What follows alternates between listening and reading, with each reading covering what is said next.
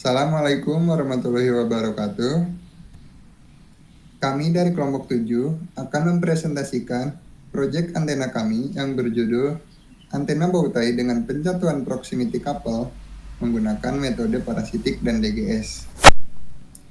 Dengan dosen pengampunya, Bu Dr. Happy Ludiati, STMT, dan Bu Hani Madiawati, SSTMT. Sebelum masuk ke paparan dari penjelasan mengenai proyek kami, izinkan saya mengenalkan diri saya dan teman kelompok saya terlebih dahulu. Perkenalkan, nama saya Satria Farel dengan NIM 221344060. Dan saya Rich Tehupuring dengan NIM 221344058. Saya Rizky Rahmatunisa dengan 221344059. Saya Tasbih Kalbi Junjunan dengan NIM 221344061. Baik, selanjutnya kita masuk ke sesi selanjutnya, yaitu pendahuluan yang akan dijelaskan oleh Tasbih Kalbi.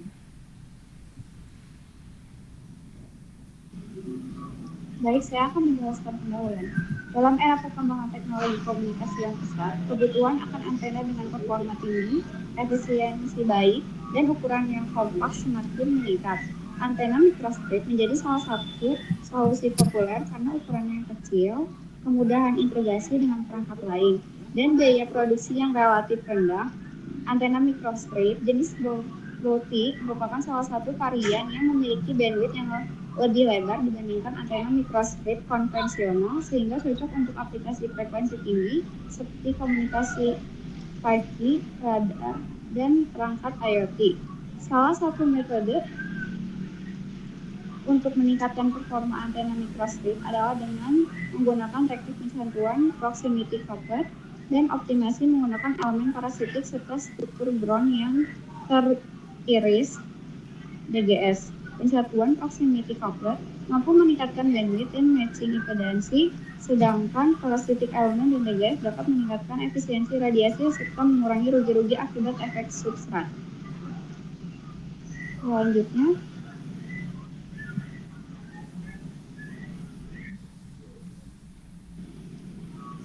saya akan menjelaskan antena Bluetooth.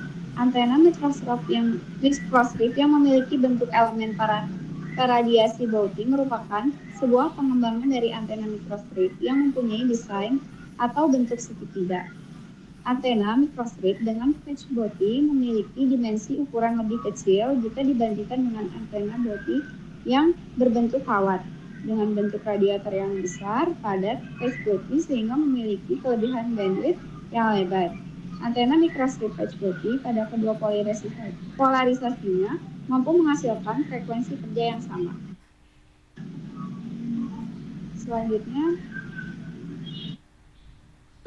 Selanjutnya ada proximity coupler. Terdapat dua layer substrat dielektrik pada teknik pencatuan proximity coupler feeding. Pada bagian atas substrat pertama, posisi patch diletakkan. Di atas layer kedua substrat terdapat feeding. Pencatuan yang digunakan berjenis pencatuan tidak langsung, di mana pencatuan dikopol secara elektromagnetis dengan feeding dan dibatasi dengan substrat dielektrik. Dengan pencatuan ini dapat memperluas bandwidth dan mengurangi radiasi yang tidak diperlukan.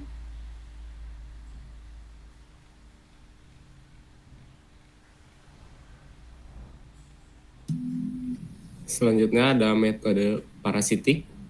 Metode parasitik ini biasanya ditempatkan pada substrat paling depan. Nah, elemen parasitik biasanya sudah banyak digunakan pada antena microstrip untuk pengaplikasian pada berbagai macam kebutuhan wireless. Elemen parasitik juga ditambahkan dengan tujuan untuk memperlebar bandwidth, meningkatkan gain, juga pembuatan antena dual band, dan untuk menyesuaikan parameter lain seperti VSWR agar memperoleh hasil yang sesuai. Metode elemen parasitik ini berupa patch sekunder yang diposisikan berdekatan dengan patch utamanya. Elemen parasitik tidak disatu secara langsung, melainkan hanya disejajarkan dengan patch utama. Patch sekunder akan menerima arus-arus yang berasal dari patch utama. Lalu selanjutnya ada metode DGS. metode DGS atau Defected Ground Structure adalah salah satu metode yang digunakan untuk memperbaiki parameter antena microstrip. Teknik DGS adalah teknik memberikan bentuk pada bagian ground plane. DGS bekerja dengan cara menekan gelombang permukaan dengan menghilangkan sebagian bidang dari radiasi, yaitu ground-nya. Nah, teknik DGS ini hanya membuat slot atau memotong bidang radiasi antena microstrip. Hal ini akan menjadikan pengurangan gelombang permukaan, menjadikan antena menjadi lebih efisien. Implementasi DGS di patch microstrip ini akan menjadikan bandwidth yang kita dapatkan naik di antena microstrip. Lalu DGS juga dapat meningkatkan nilai parameter lain seperti nilai return loss, PSWR, dan juga gain ya. Lalu di sini ada beberapa parameter antena secara teori. Yang pertama ada alpha. Alpha ini didapat dari 2C per 2FR akar epsilon R. Lalu ada A efektif, di mana didapat dari A ditambah H per akar epsilon R. Lalu ada LP, didapat dari 2 kali A efektif sin theta. Lalu ada WP, didapat dari 2 kali A efektif cos theta. Lalu ada lambda 0, didapat dari C per FR. Lalu ada epsilon efektif didapat dari epsilon R plus 1 akar 2 ditambah dengan epsilon R plus 1 akar 1 plus 12 XH per A. Lalu ada lambda G didapat dari lambda 0 per epsilon efektif. Lalu ada LF didapat dari 1 kali lambda G. Lalu ada WS dan ada juga LS.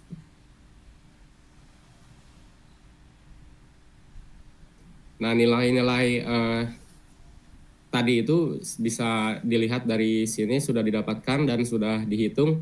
Di sini adalah FR-nya ada 4,214 GHz, lalu epsilon R 4,4 untuk FR4, lalu ada A efektif 34,69 mm, ada WP dengan nilai 34,69 mm, ada LP 60,08 mm, ada lambda 0 dengan 71,1 mm, ada H dengan 1,6 mm, ada alfanya 33,93, ada epsilon efektif 7,527, ada lambda G dengan 9,447, ada LF 9,4 mm, ada LS 4,24 mm, ada WF dengan nilai 3,21 mm, ada A dengan nilai 1,498, dan WS 44,29 mm.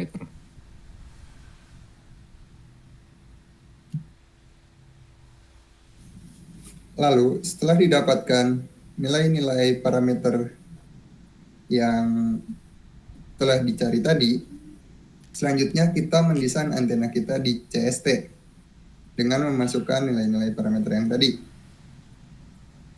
Yang pertama, kita buat dulu antena bowtie dengan pencatuan microstrip lainnya terlebih dahulu. Nah, setelah dibuat, maka bentuk dari antena bowtie-nya jadi seperti ini. Tampak depannya dan tampak belakangnya. Nah, karena judul antena kita adalah dengan pencatuan proximity couple, maka untuk membuat proximity couple itu sendiri, kita menambahkan satu substrat lagi di bagian depannya, dan patch-nya juga terdapat di depan dari substrat yang teratas. Dan bentuknya menjadi seperti ini. Nah, karena hasil perhitungan dari parameter tadi hasilnya belum optimal, kita mengoptimasi dulu nilai-nilai tadi dan didapatkanlah nilai-nilai yang baru. Dan hasilnya menjadi seperti ini bentuk antenanya. Jadi lebih lebar dan patch-nya juga lebih besar.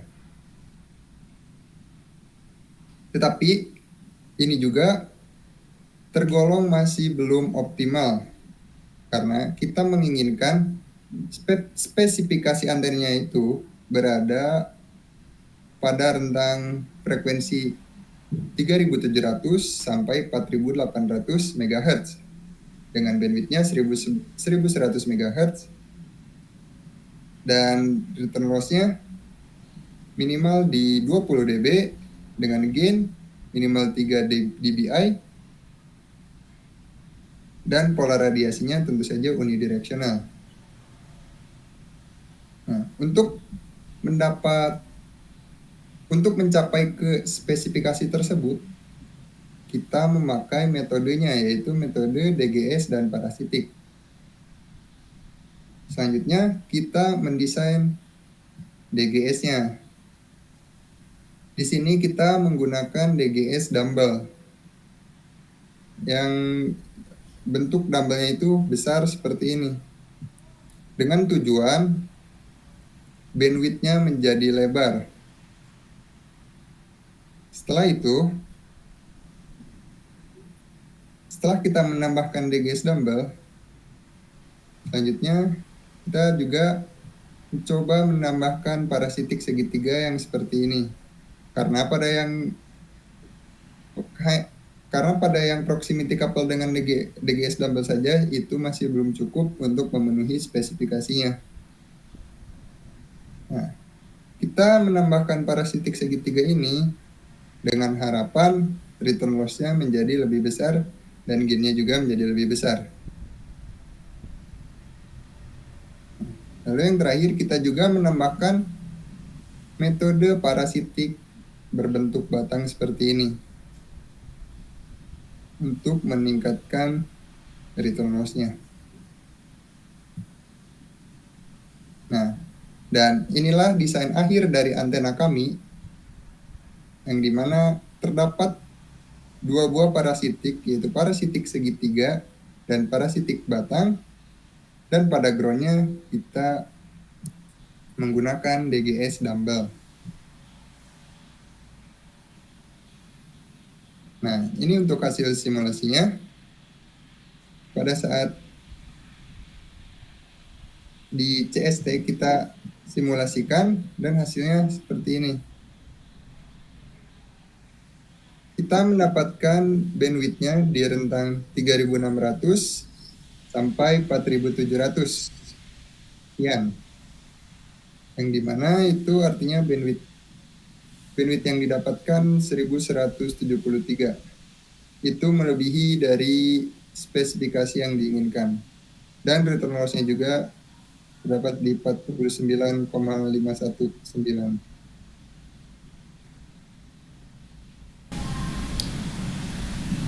Selanjutnya yaitu hasil pengukuran secara realisasi. Di sini kita dapat melihat tampilan hasil antena secara realisasi yang telah dicetak. Dari hasil pengukuran realisasi didapatkan band frekuensi hasil pengukuran yaitu 3909 hingga 4956 MHz. Untuk bandwidth yang didapatkan yaitu 1047,1 MHz. Dan return loss yang didapatkan yaitu 64,89 dB.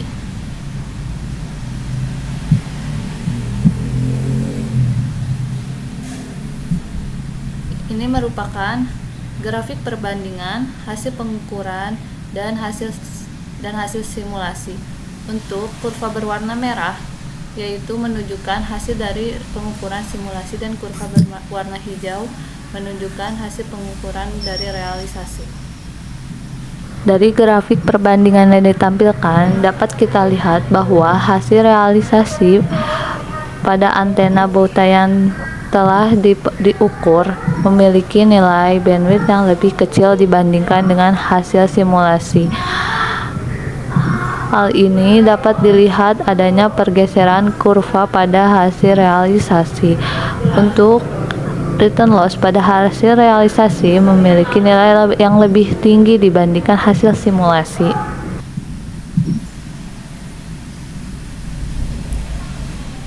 Selanjutnya itu hasil pengukuran dari gain. Untuk hasil pengukuran gain antena DUT bowtie yaitu didapatkan hasil negatif 53,05 dBm.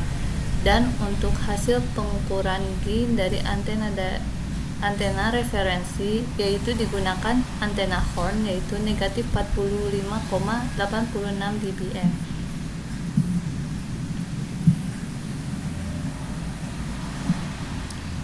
Untuk pengukuran gain sendiri yaitu gain antena DUT bowtie sama dengan daya antena DUT dengan daya antena referensi ditambahkan dengan 12 dBi.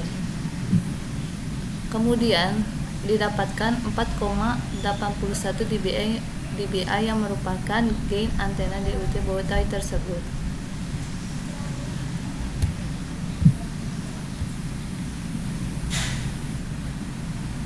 Di sini merupakan tabel hasil perbandingan dari simulasi-simulasi yang telah dilakukan hingga simulasi akhir, yaitu merupakan simulasi gabungan semua dari metode.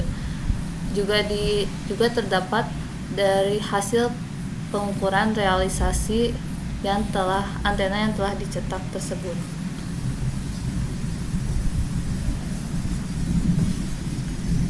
Untuk analisis dari hasil pengukuran ini menunjukkan adanya perbedaan antara hasil simulasi dan hasil pengukuran realisasi antena bowtie dengan pencatuan proximity couple menggunakan metode parasitik dan DGS.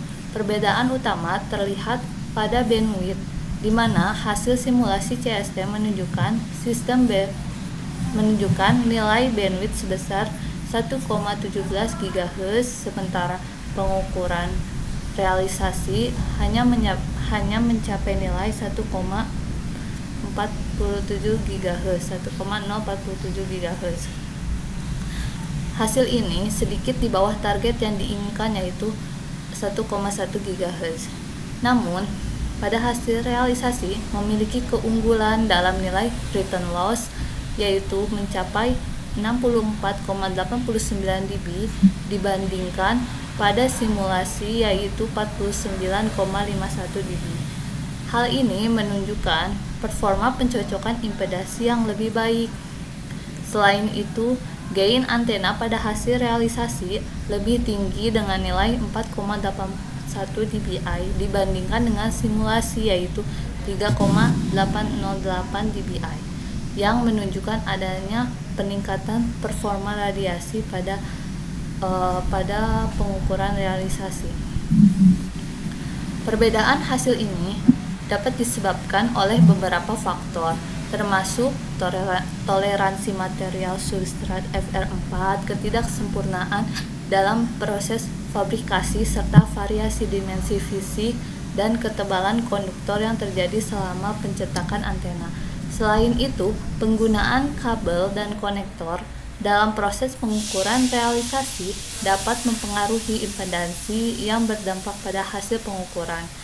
Kombinasi metode parasitik, yaitu yang kita gunakan 2 kotak dan segitiga, dan DGS yang digunakan adalah dumbbell, diterapkan dalam desain, terbukti memberikan hasil terbaik setelah beberapa simulasi yang dilakukan, dan tentunya dengan penyesuaian parameter yang dilakukan. Secara keseluruhan, meskipun terdapat perbedaan, hasil realisasi antena menunjukkan performa yang cukup baik dan mendekati target yang diharapkan. Hal ini menandakan bahwa metode yang digunakan efektif dalam meningkatkan kinerja antena.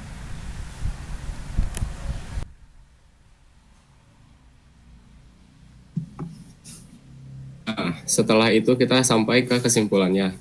Jadi kesimpulan setelah melakukan uji praktikal ini adalah pembuatan antena microstrip bowtie dengan pencatuan proximity couple menggunakan metode parasitik dan DGS telah menunjukkan bahwa hasil yang telah didapat adalah baik pada simulasi maupun realisasi. Meskipun terjadi sedikit penurunan bandwidth terukur yang dari asalnya 1,17 GHz pada simulasi turun menjadi 1,047 GHz saat realisasi. Lalu nilai return loss dan gain pada realisasi justru lebih baik dibandingkan dengan simulasinya, masing-masing sebesar 64,89 dB dan 4,81 dBi untuk game. Perbedaan ini disebabkan oleh toleransi material, ketidaksempurnaan dimensi akibat proses pencetakan, serta pengaruh koneksi kabel pada pengukuran realisasi. Penggunaan kombinasi metode parasitik, 2 kotak dan juga segitiga pada patch yang kedua di depan, dan juga DGS dumbbell pada ground di belakangnya, terbukti memberikan performa optimal dibandingkan metode individu. Hasil ini menunjukkan bahwa baik simulasi maupun realisasi perlu mempertimbangkan faktor-faktor teknis dan material untuk mencapai kinerja antena yang kita inginkan.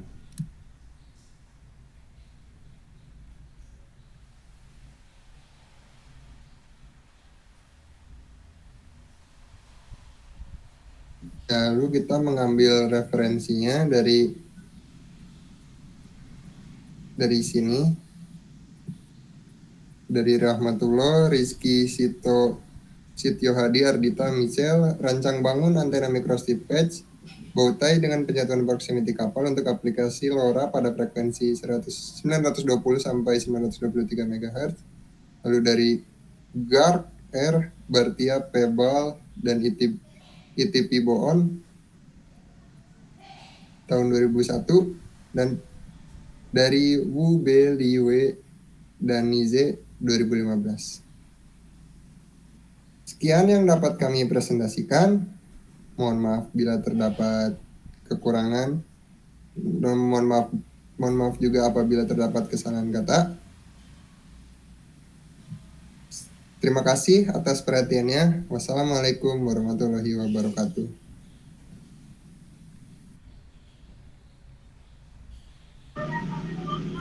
(20 menit gak? Beres gak? Kayaknya kurang nih. Coba aku cek dulu ya.